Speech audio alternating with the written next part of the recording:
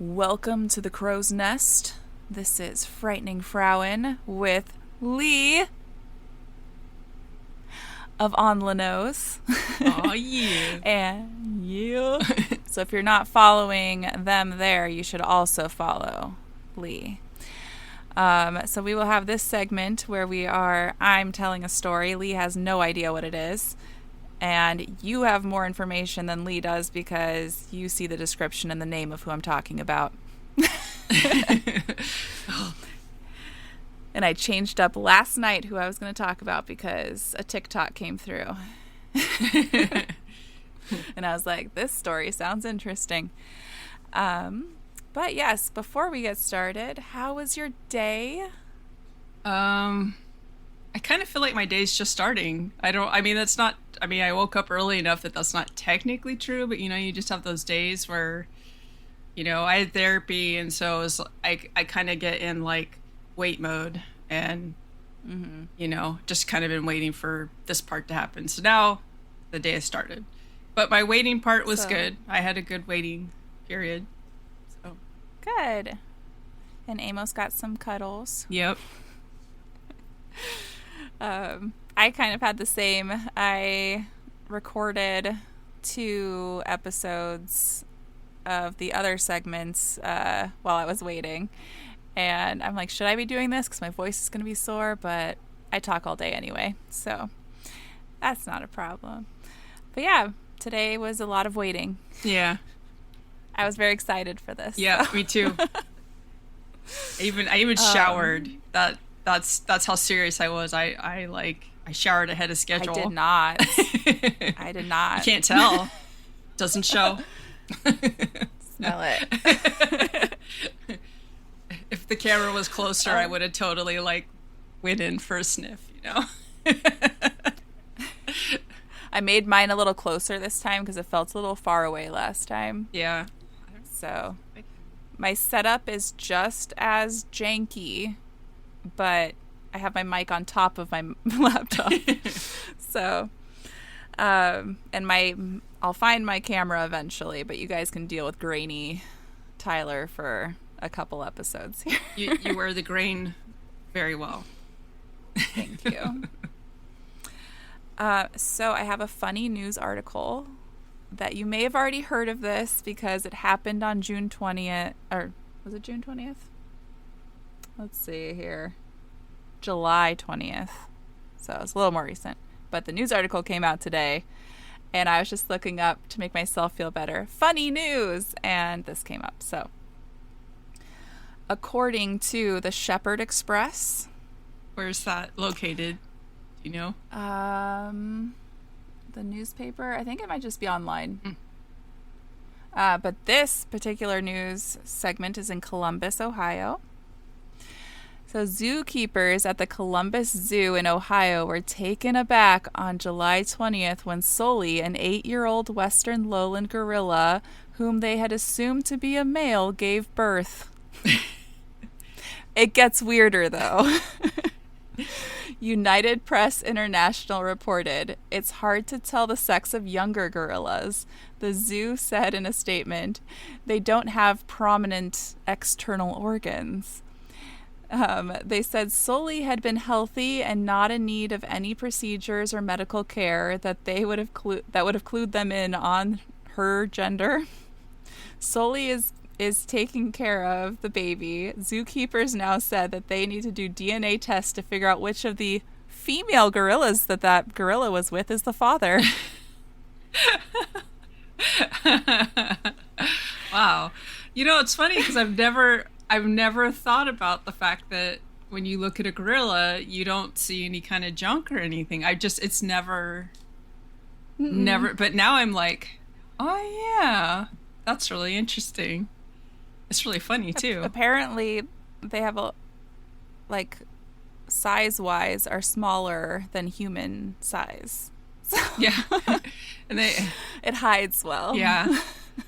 But it's got to be tricky if the professionals are struggling. Oh, yeah. And it's funny that he was the male that was supposed to breed with the females there. So it was all females and this one presumed male, and that male got pregnant. So one of those females is a male as well. Oh, goodness. So yeah, that made me laugh, and I had to tell somebody. So I don't know if you know of this person, but the person we're going to talk about, her name is Victoria Woodhull. She was born Victoria, California, Claflin. Hopefully I'm saying that last name right. Do you know anything about this person? No, but my brain is super stuck on Woodhull. Woodhull. Yeah. Hole. Woodhull. I kept spelling it wrong because I was listening to the TikTok and the way they were saying it was like Woodhill, but it's Woodhull, and so it took me a while to find this person. Oh, Woodhull. Okay. Yeah. And it's even more like mouthy. Wow. She was born September 23rd, 1838 in Homer, Ohio. So she was the 7th of 10 children, although a couple articles I found said they had 11 kids, but almost all of them said 10, so we'll see. 4 of her siblings did not survive early childhood.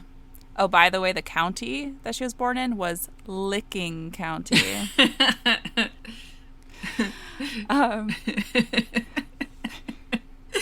I had to add that in there. Her mother was Roxanne, Roxy, they called her, Hummel Chafflin. She was a follower of the mystic arts, led by Franz Mesmer. And that kind of comes into play a little bit with her life as she goes on. But she grew up within the mystic arts. And her mother seemed very genuine. There was nothing really negative to say about her, but we'll get into her father. So her father was Reuben Buckman Claflin. That's a mouthful. Buckman. And he went by Buck. Buck. Yeah, Buckman. Buck. I mean, nothing against any of the nice guys named Buck out there, but like it doesn't really ever come across as a nice guy name. And this was not a nice guy. He is known as a con man. He did not have a law degree or medical degree, yet practiced law and medicine. Oh. And would sell snake oils. Oh. Literal snake oils. And told people that he was healing their ailments and they would not get other medical treatment and die. So he was a great human. His gross behavior also went into the family, and he was very abusive. The only reports were towards the children, but I can only imagine it was also towards his wife.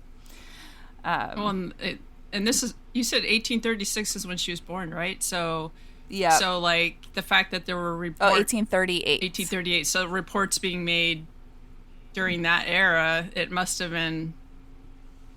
Yeah.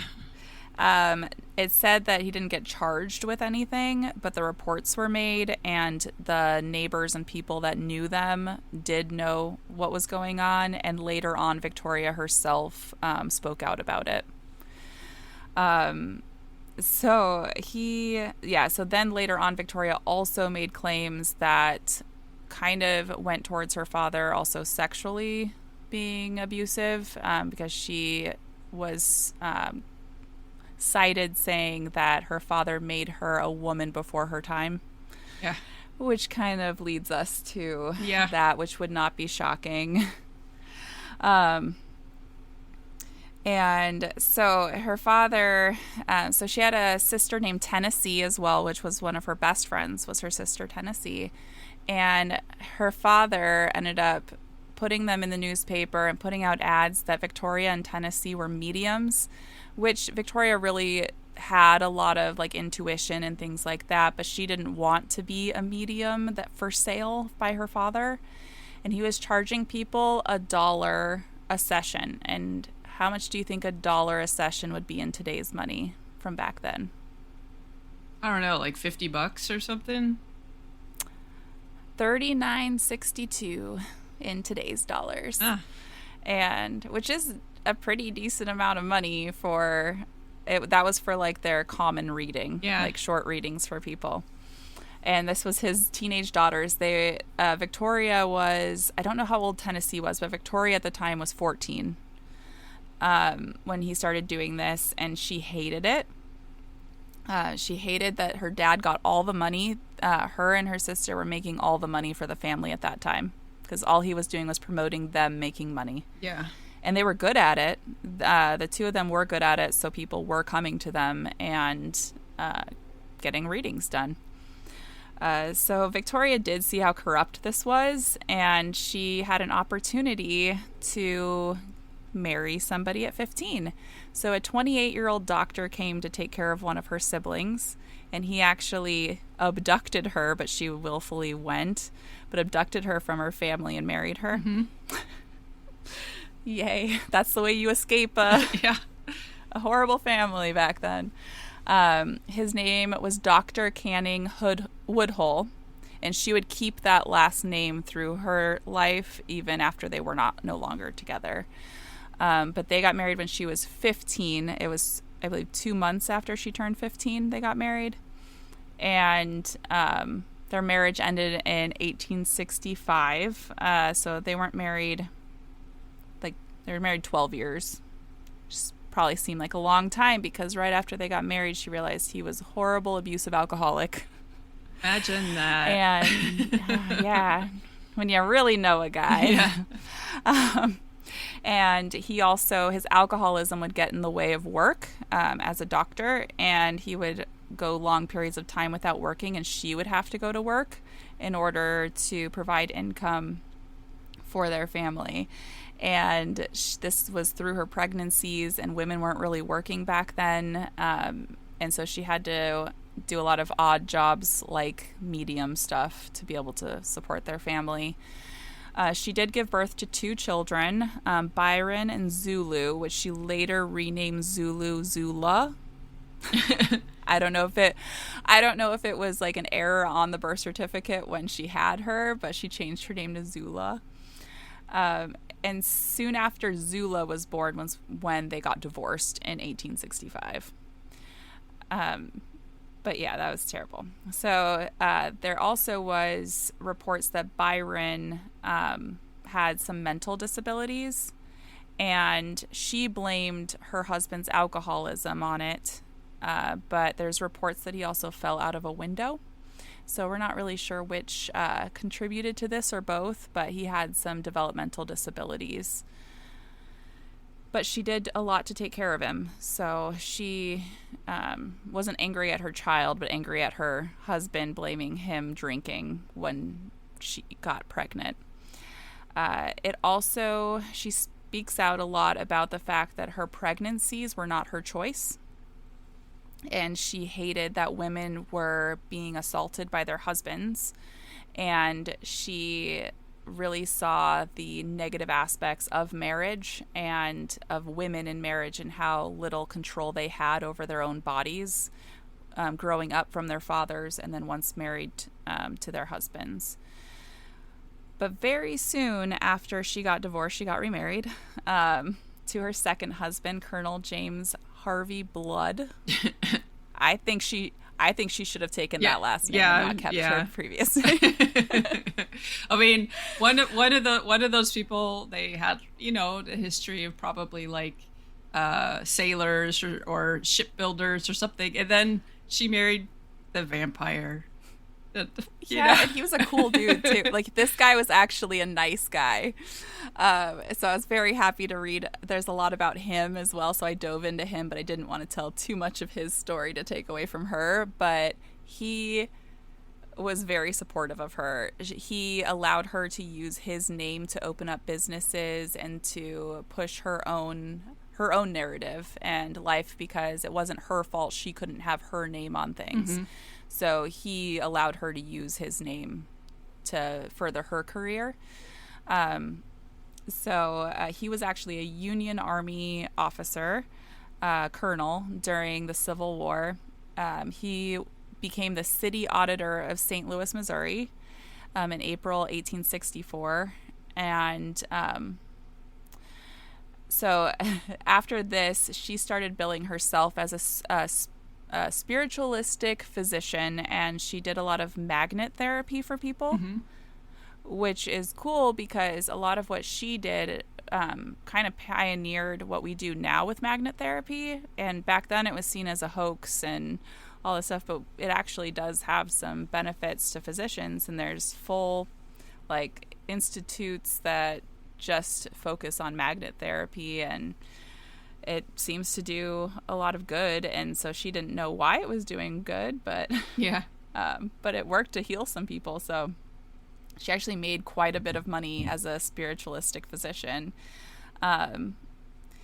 So in her first session with blood is how they met. So her husband met as one of her clients through her therapy. And in her therapy as a medium with him, she predicted their marriage. And he later came back to another session and proposed to her.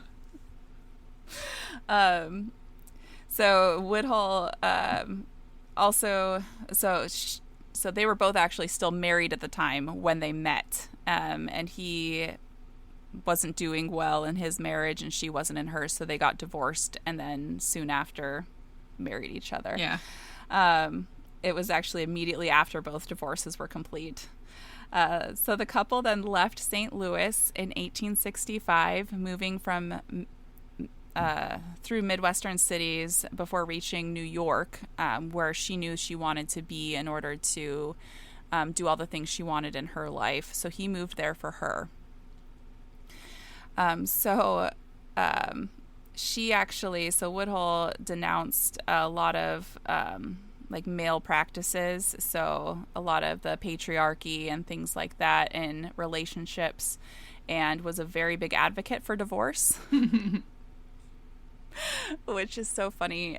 She said sometimes people just fall out of love and need to get divorced. Sometimes something happens, or you start to love someone else and you shouldn't cheat on them, so you should leave and be able to marry them. She was very against extracurricular activities outside of your marriage, but she was all for leaving that marriage and going to someone else. Yeah. And she, when she ended up in 1876, she filed for divorce with blood. He even then said that she was the grandest woman in the world, even through their divorce. But he actually helped her set up a, let me see, was it before? So before they got divorced, he helped her set up a campaign as well as a newspaper company. So she was an editor and writer, and so was her sister in a newspaper in New York, which is why they moved there. But they did get divorced in 1876. But that leads us over to 1872. Before they got divorced, Victoria was the first female to run for U.S. president.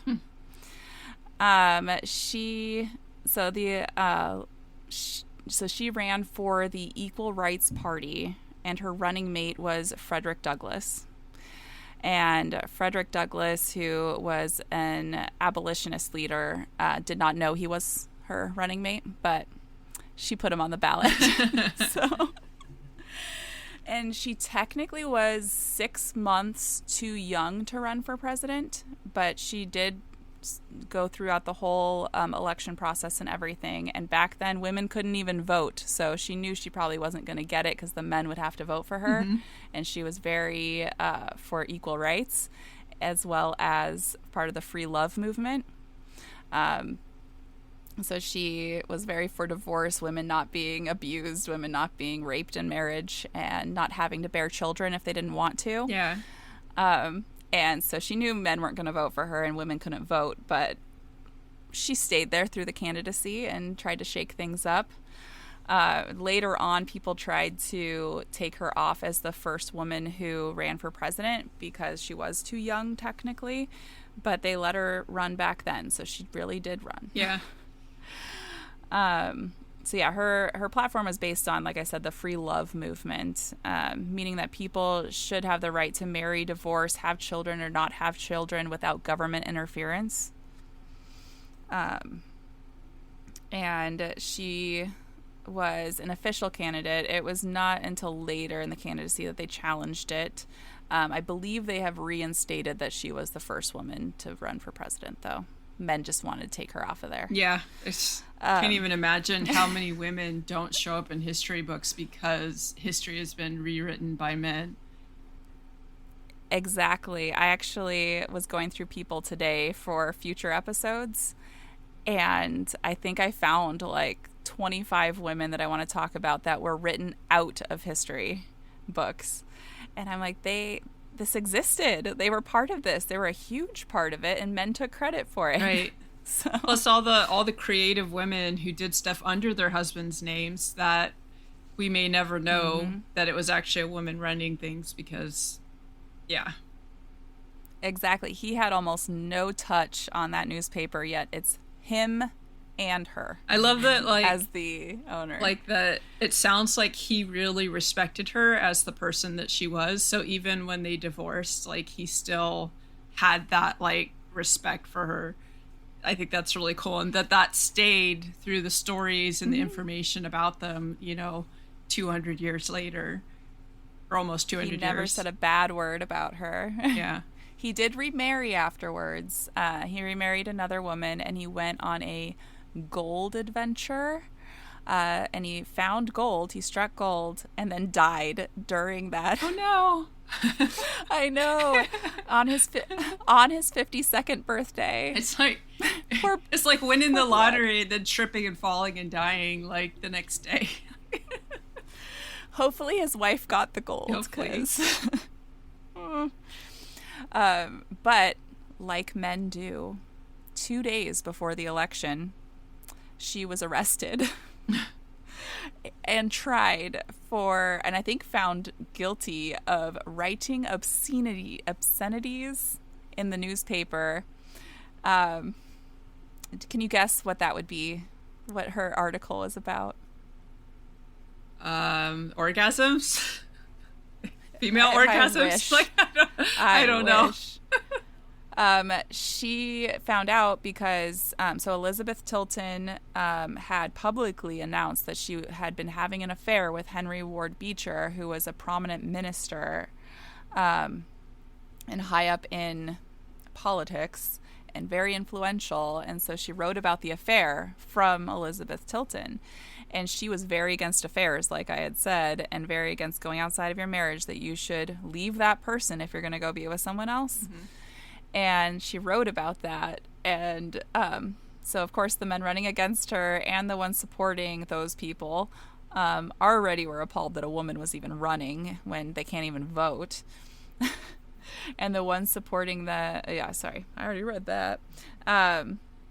So they hated the fact that she even had a voice and a newspaper and was being read, and people actually liked what she had to say, that they ended up having her arrested 2 days before the election.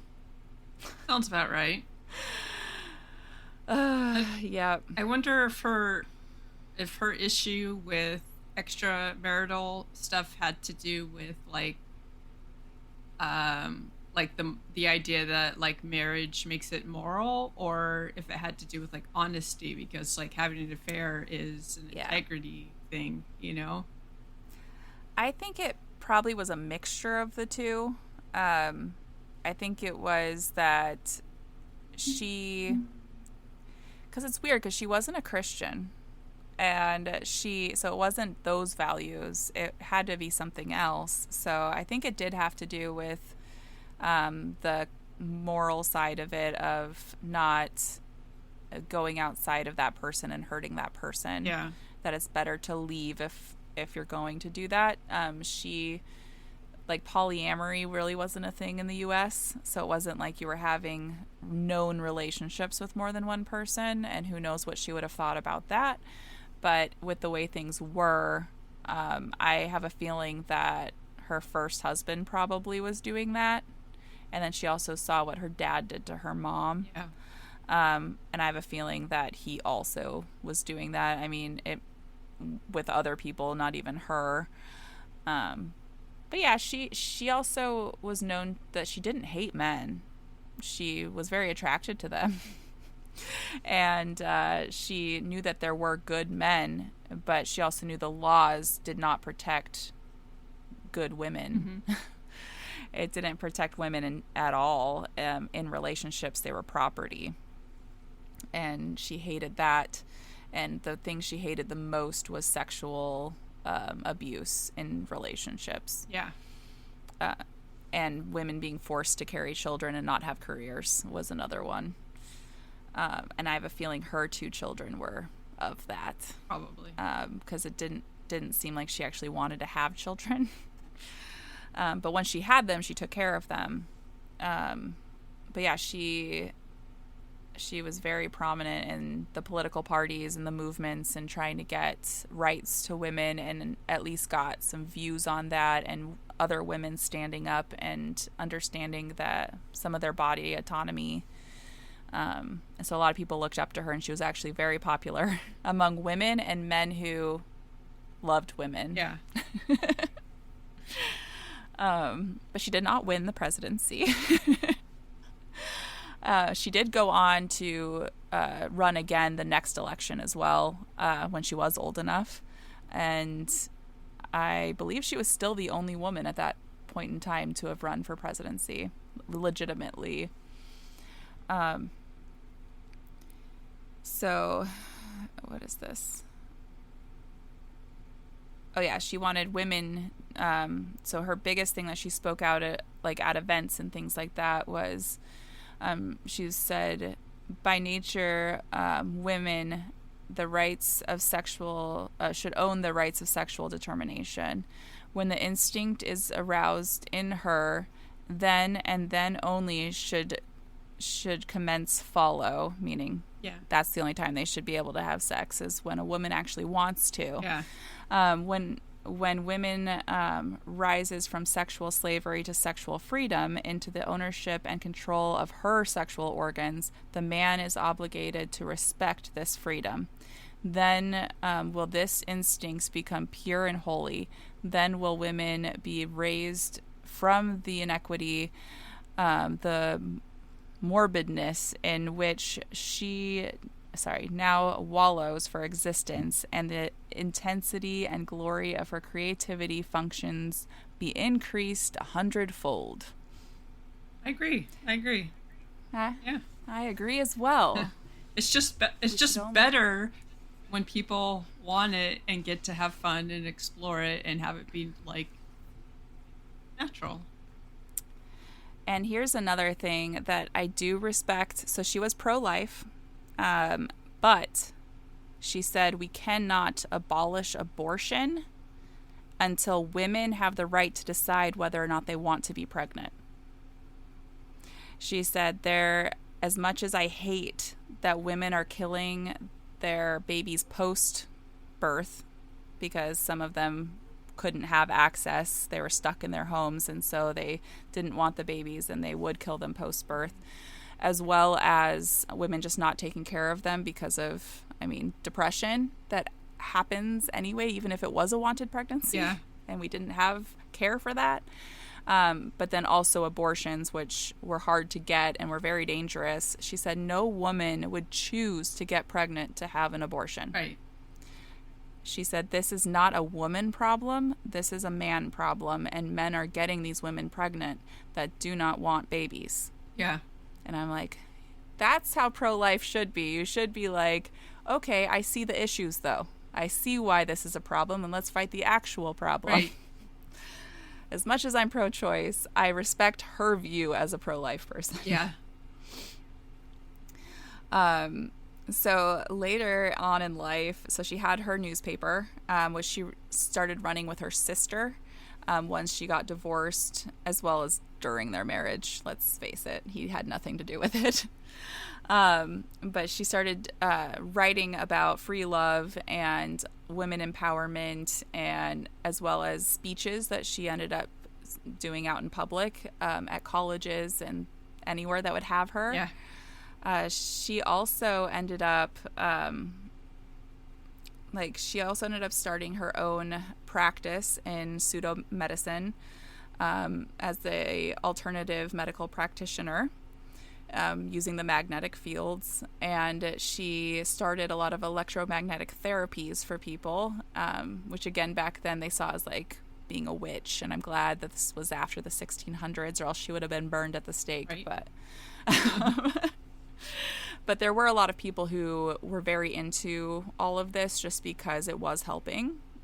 Whether or not it was a placebo effect, they saw that Eastern medicine was helping with a lot of things. And now we know some of it was science. Yeah. One thought, the free love. Yeah. Free love 100 years, almost exactly 100 years later, meant something way more expansive. Yeah, like if she could have seen into the future and known that those words would have been used for that, mm-hmm. she probably would have just been like, oh no. Exactly. She'd be like, oh my gosh, now everyone's sleeping with everybody. Yeah. But also with all the birth control and all that, I mean, that sort of symbolizes the freedom that women started to have, which is exactly what she wanted, you know? Yeah. Yeah. And I think she may have seen it differently if people were allowed, if she knew any other type of relationship other than marriage. Because back then that was the only type of relationship there was. There was courting and marriage. Yeah. So there really was no other reason to date besides my family wants me to marry this person or I want to marry this person.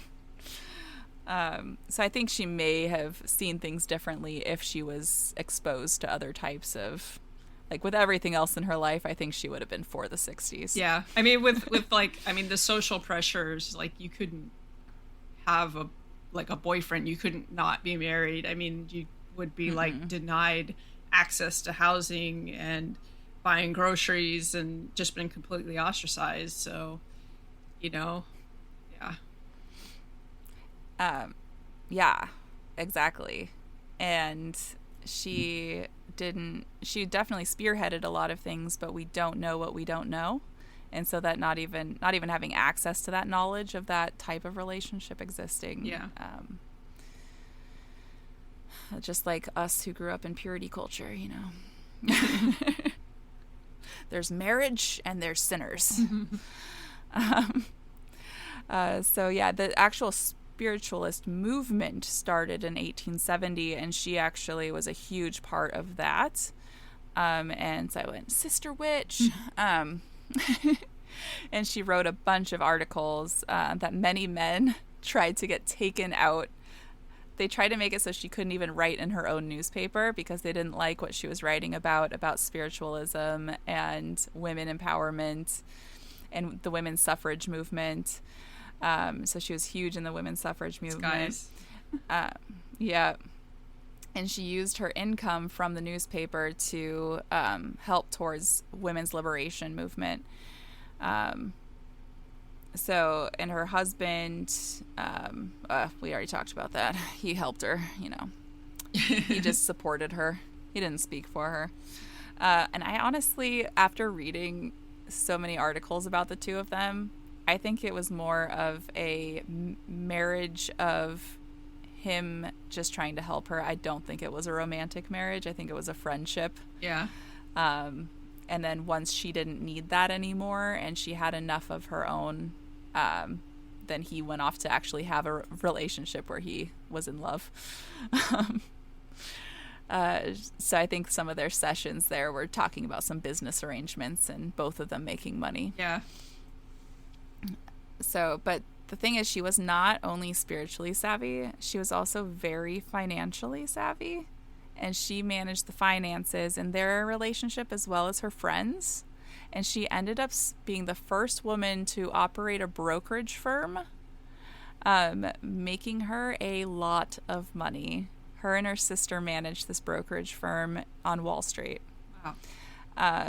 Yeah. So she was like doing the newspaper thing and then also doing like... That's really cool. She was doing both. And her clients... So her agents, so let's see.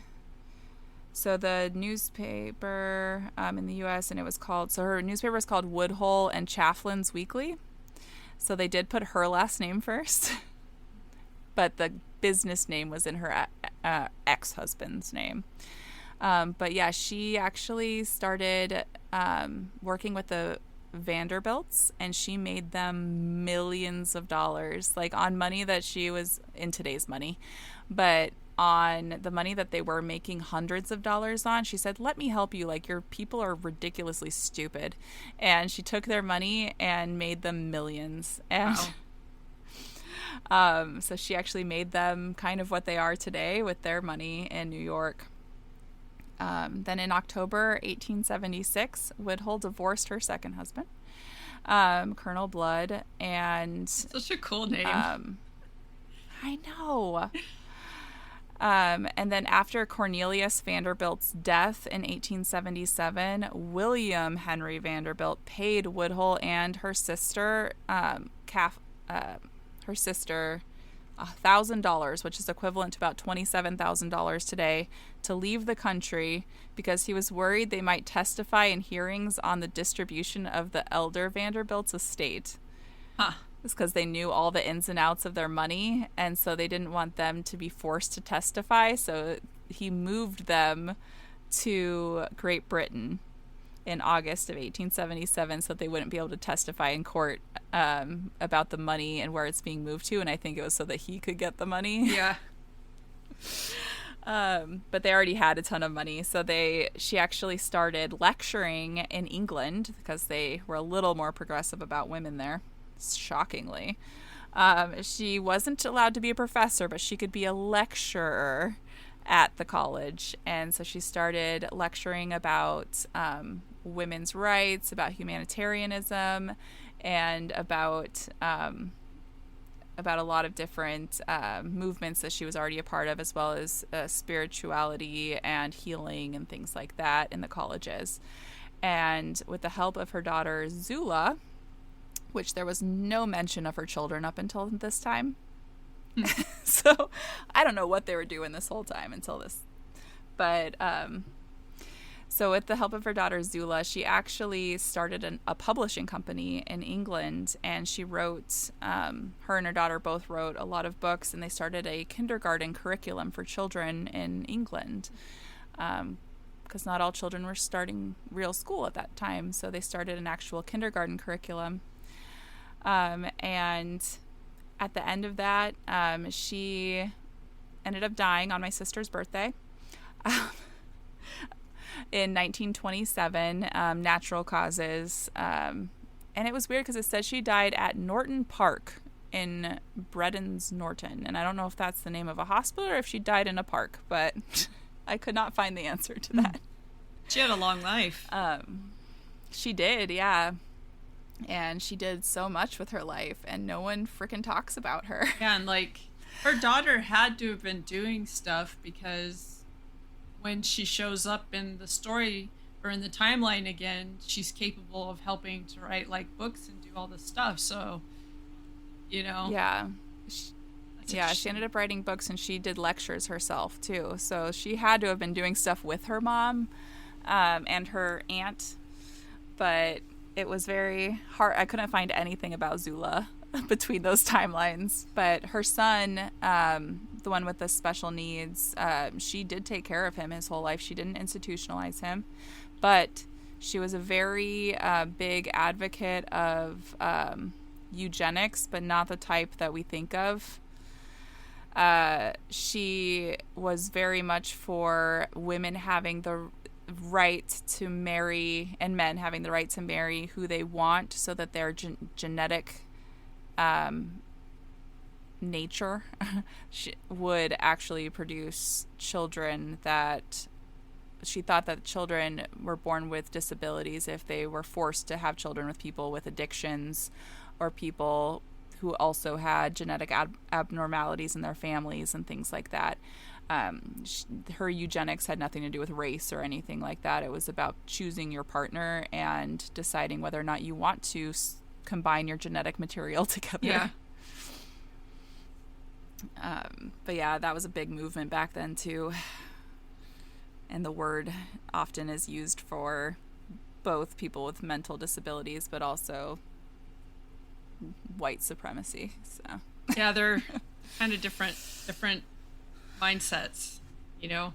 Because yeah. I don't disagree with the idea of like being like picky and decisive about who you breed with, you know?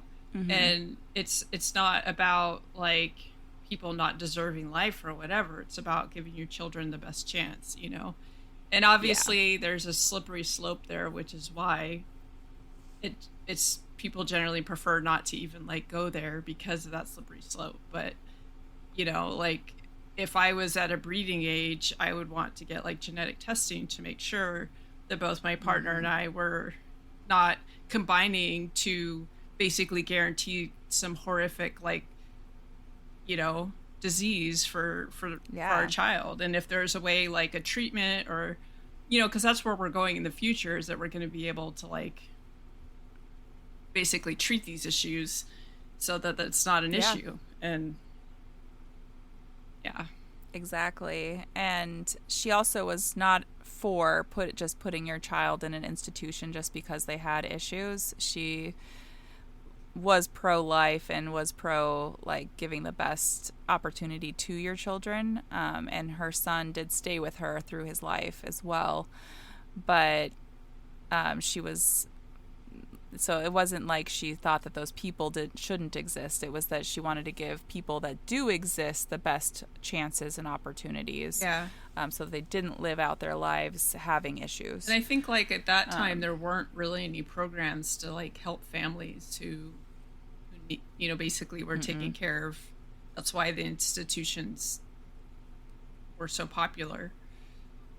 Yep, they couldn't afford it, and there were doctors that like it was hard to get into a doctor or have a doctor come to you that knew how to take care of anything. It was mainly like general doctors that just knew how to deliver babies and tell you if you had the flu and bleed you. Yeah. But it wasn't doctors that specialized in things. Not that they were great at it, the ones that did, Yeah. but back then. Um, but yeah, she had a lot of awards and different memorials and things like that, and I'll list those in the description because it's very fascinating. And if there's one near you guys, if you're listening, you should go check them out and look more into her. Because, like I said, I found out about her, I think it was 2 days ago, and decided to change up who I was talking about today because she was so fascinating. And I did not realize that early on, women had gone for the presidency because they couldn't even vote. Yeah. Like, It's pretty I didn't know pretty they could ballsy, you legally. know, just be like, well, I can't vote, but I'm going to run. And campaigning back then, what was that like? Yeah. Because there was no real like widespread media. Even newspapers were like localized to different areas. So how do you even You have to travel around and get the talk to word? people and yeah. I wonder like what that was like too as a woman like what you know cuz I could almost imagine that she would be talking to people who might be curious and listening but then there's going to be these other Mm-hmm. people that are like woman talking bad rawr, you know, like We're not even going to go to that yeah, or speech. they're going to You can't protest it either, and yell woman. and throw stuff and, you know. Yeah, apparently she was really good at talking because she made a lot of money doing it. Yeah. But she was already wealthy before she started the newspaper. And she was wealthy from doing her like healing stuff and working as uh whatever medium, Yeah. I think is Well, what it well, I was. was thinking like that Uh, history of growing up in an abusive environment and then doing like the medium work at such a young age. She must have been really good at reading people. oh yeah, and her mom was as well. So I'm sure she watched her mom because her mom was a medium, and I'm sure she watched her mom and what her mom did. And really, she could have been like an amazing private investigator, probably, Yeah. like the show Right? Psych. Exactly. I think I read people pretty well, but I'm definitely not at that level. Yeah. Oh, but yeah, she was fascinating. The next one will probably be shorter that we do, just because there was less information. I might try to find a little more, but yeah, she's fascinating too, and was going to be my first one, but She got bumped. she got bumped. She's very amazing. I don't want the person's child who is prominent to be mad at me for saying that. Well, she got bumped not because of her. She got bumped because of dopamine. That dopamine just made you go, woo. Exactly. And I'm like, first woman president candidate. Now I want to look at all the other women president candidates. But there's been like a bunch. Just because. But anyone lists. Oh, I was just gonna say, just because one does it and it sparks the idea for others. Exactly. And anyone listening, if you have anyone that you want us to talk about or don't think have enough words out there about them and were taken out of history books or never put in, we will talk about them. And if you have anyone in your own life you think is amazing, write us about that, and we may talk about them too, or have them on the show to talk about themselves. So, yeah. And I'm sorry for this awkwardness of me doing this for the first time and reading and telling stories on camera. I covered my face so I couldn't see myself. Yeah, that's why I left it small on my side, so I can't really I'm like, so if the view is not actually good or the angle's not good, I'll never know. We won't know. So yes, if you guys want to hear about anything, feel free to talk. If you have notes on anything that we could do differently or that you'd like to see differently, feel free to leave those in the comments as well. And I look forward to us getting better and better and less awkward or different awkward. Yeah, I'm forever awkward, so it'll be like a more specialized awkward, like. But I'm loving learning about people, and I have a list of I put them in sections so that I do different types of stories. But I'm doing people who are evil, women who are evil, women who are like pioneers of things, women with just weird stories. And so I want a combination of different types of stories about women who are just frightening for different reasons. So if anyone thinks of anyone that they want me to talk about, feel free to put it down there, and let's shock Lee. And the more questions and weird remarks from that one, the better. Yeah, I'm here for it because I find the topic interesting. Plus, your enthusiasm makes it even better. But I literally do not have whatever it takes to it doesn't hook me to do my own research, right? So I want to learn about it from you because you make it yeah. I can't wait to hear more. To hear more. Plus, I'm very curious. 2 more written up. Oh, you do? Yes. I'm also curious to see if anybody writes in to offer any suggestions, because there's got to be people that maybe you wouldn't be able to find as easily into Google, but people have heard about locally or whatever, Mm-hmm. That's why I want people to write in, because I want to be able to read those stories that are nowhere, and I want to put them somewhere for you, and us be able to talk about them and just give them the notoriety they deserve, whether it's good or bad. Yeah. Yeah. Do you have someone in your history of your family with a weird story or an evil story? Did they rob banks and get away with it, and now you have weird things in your attic? Man, I wish I had something like that in my family.